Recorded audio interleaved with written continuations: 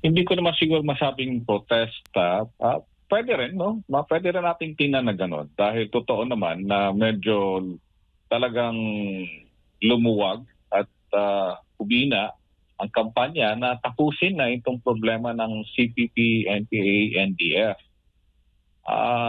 Parang nawala kasi sa priority ng ating current administration, no?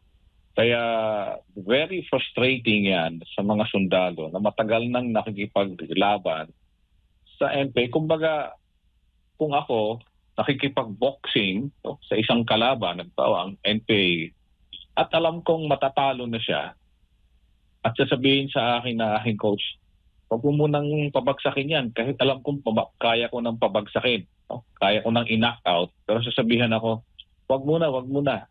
At gagamitin muna natin yan. Patagalin mo pa. Diba?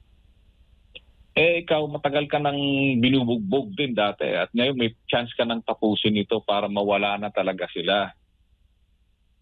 Tapos pipigilan ka pa. Napakalaking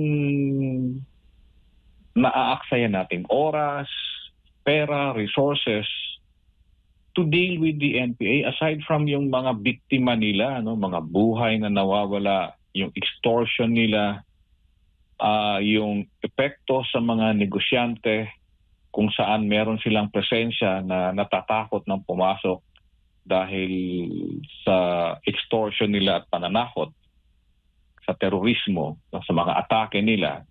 Ang laki ng nawawala sa Pilipinas at nangyari na ito ng mahigit 50 years nangyayari.